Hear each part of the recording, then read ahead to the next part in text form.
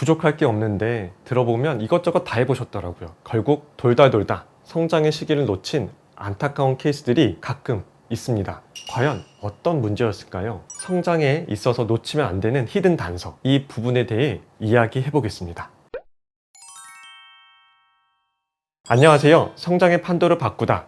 성장판의 윤종서입니다. 진료실에서 보다 보면 검사에서도 문제 없고 건강해 보이고 부족해 보이는 게 없어 보이는데 이상하게 성장 속도가 살짝 줄어드는 애들이 있어요. 미리 말씀드리면 이건 아주 드문 경우긴 합니다. 그런데 이 드문 아이들을 보다가 문득 이런 생각이 들었어요. 우리가 검사로만 아이를 다 안다고 할 수 있을까? 하고요. 사실 이런 부모님 정말 많으시잖아요. 학원 시간표는 빈틈없이 완벽하게 짜고 몸에 좋다는 건 다 챙겨 먹이고 영양제도 종류별로 챙기고 아이한테 좋다는 건 정말 다 해주고 계실 거예요. 그런데 그 마음이 자꾸 뭐가 성장에 더 좋을까 하는 쪽으로만 향하게 되진 않으시나요? 오늘은요, 내가 이만큼 해주는데 당연히 잘 크겠지 싶은 그 아이한테 혹시 우리가 무심코 놓치고 있는 건 없을까?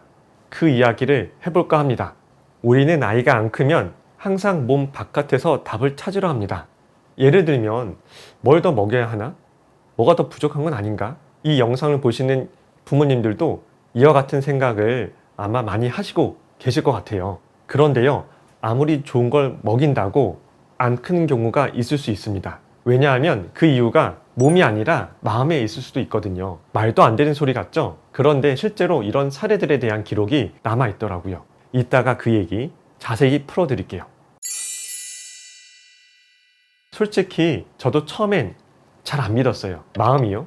그건 좀 제 담당이 아닌 것 같은데 라는 생각을 가지고 있다 보니 피검사 수치가 나오고 병명이 붙어야 뭔가 설명이 된다고 생각했었습니다. 그런데 아이들을 오래 보다 보니 그동안 배운 의학 기준으로는 도무지 설명이 안 되는 경우들이 분명히 있더라고요. 의학이 참 많이 발전했는데도 아직 모든 걸 다 설명하지 못하잖아요. 그러다 보니 자연스럽게 의학 그 너머에 눈이 가더라고요. 미리 말씀드릴게요. 오늘 드리는 건 정답이 아니라 같이 나눠보고 싶은 물음 하나예요. 혹시 우리가 정작 중요한 걸 놓치고 있는 건 아닐까 하는, 옛날 기록을 뒤져보면 벌써 60년도 더 전에 마음이 힘들면 아이가 잘 안 자란다는 관찰이 이미 있었어요. 그런데 검사로 딱 안 잡히다 보니 눈에 보이는 것만 챙기게 된 거죠. 그리고 하나만요. 지금부터 나오는 사례들은 다 꽤나 극단적인 경우예요. 흔한 일은 아닙니다. 옛날에 아이들을 돌보던 한 시설이 있었어요. 밥도 주고 시설도 깨끗했는데 아이들이 이상하게 잘 자라지 못했어요. 왜 그랬을까요? 안아주고 눈 맞추고 놀아주는 손길이 부족했거든요. 먹을 건 있었는데 마음을 채워주는 사람이 없었던 거죠. 비슷한 이야기가 또 있어요. 전쟁이 끝나고 굶주렸던 아이들한테 밥을 넉넉하게 챙겨준 적이 있어요. 그런데 신기하게 비슷하게 먹여도 결과가 갈렸대요. 마음 편히 뛰어놀고 보살핌 받던 아이들은 몇 주 만에 쑥 컸는데 보살핌이 없던 아이들은 잘 먹어도 훨씬 더디 자랐고요. 그리고 제일 인상적인 건 이거예요. 힘든 환경에 있던 아이를 따뜻한 곳으로 옮겨주면 그때부터 다시 잘 자라기 시작하는데 그 속도가 너무 빨라서 단순히 잘 먹여서로는 설명이 안 될 정도였다고 합니다. 마음이 편해지니 몸이 다시 자란 거죠. 자, 그럼 요즘 진료실에서 보는 아이들은 어떨까요? 진료실에서 그런 심한 경우를 자주 볼까요? 아니요. 아주 드뭅니다. 그런데 제가 매일 보는 풍경은 이렇습니다. 진료실에서 오는 아이들 중에 학군지에 다니는 아이들이 꽤나 많거든요. 그런데 그런 아이들의 특징을 보면 학원에서 밤늦게 돌아와서 새벽에 겨우 자고 아침 일찍 일어나야 되고 또 생활 습관을 보니 편의점에서 김밥으로 저녁을 때우고 또 학원 가는 아이들. 요즘 아이들한테 왜 안 행복하냐고 물어본 조사가 있어요. 1등이 뭐였을 것 같으세요? 바로 학업 문제였습니다. 무려 47%. 그 다음이 진로에 대한 불안, 그리고 가정이 화목하지 않아서 순이었고요. 그런데 집이 경제적으로 어려워서는 딱 1.3%였어요. 아이들을 힘들게 하는 건 뭐가 부족해서가 아니라 공부, 앞날, 그리고 마음이었던 거죠. 그런데 이걸 누굴 탓한 일은 아닌 것 같습니다. 부모님이 아무리 마음을 써도 다들 그렇게 사니까 학원 보내고 스케줄 채우고 그 속도에 아이를 맞추다 보면 어느새 그게 당연한 일상처럼 느껴질 수 있잖아요. 그러다 보면 그 안에서 아이가 힘들어하는 걸 미처 알아채기 어려울 수도 있고요. 무심해서가 아니라 어쩌면 너무 익숙해져서 말이에요.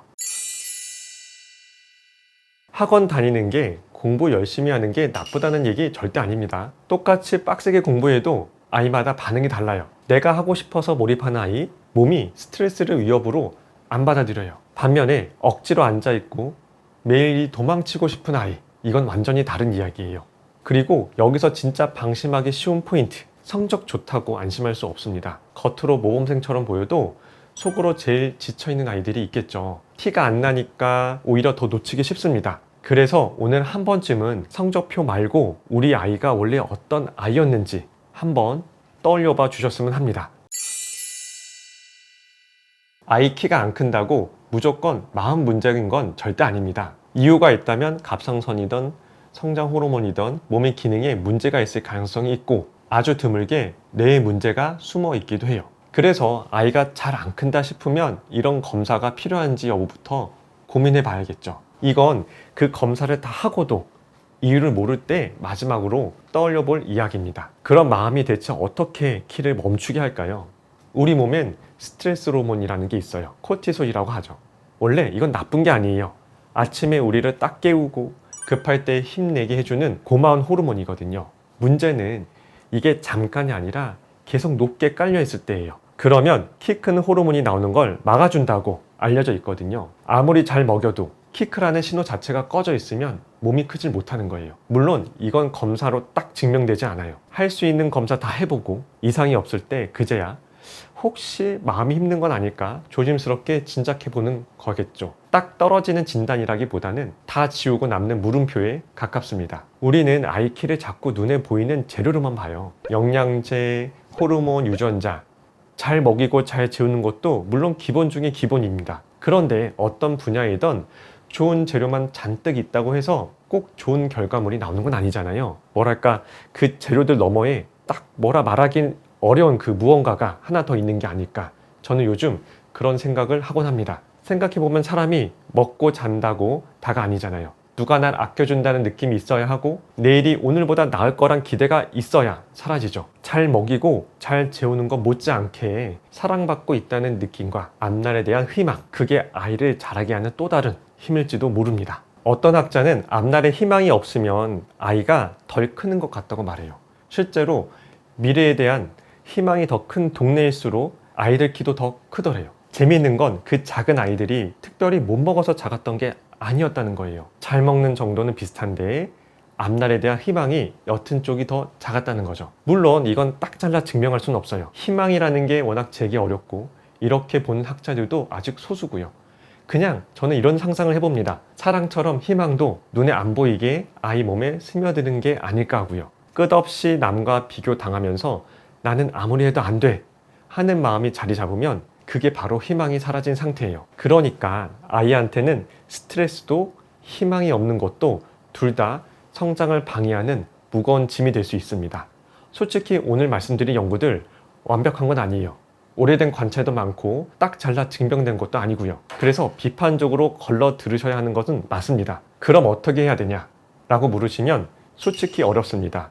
이건 한 집이 애쓴다고 풀리는 문제가 아니라 우리 사회 시스템과 구조에 맞물려 있으니까요. 옛날엔 못 먹어서 아파서 아이가 못 컸어요. 그래서 먹이고 재우고 좋다는 건 다 해왔죠. 그리고 마침내 부족한 게 없는 세상까지 왔습니다. 그렇다면 이제는 잘 채워주는 것만큼이나 무엇이 아이 성장을 방해하고 있나를 함께 살펴볼 때가 아닐까요? 그러다 보니 저는 정작 더 채워줘야 할 건 재료가 아니라 아이의 마음일지도 모르겠다는 생각까지 하게 됐어요. 오늘 저는 이게 답이다 하고 말씀드리는 게 아니에요. 그동안 아이 성장을 위해서 좋다는 것 다 해보셨는데도 불구하고 요즘 아이의 성장 속도가 왜 이렇게 조금 못 크는 것 같지? 라는 생각이 드신다면 아이의 마음은 어떤지 한번 챙겨보시는 것은 어떨까요? 이상 윤종서였습니다. 감사합니다.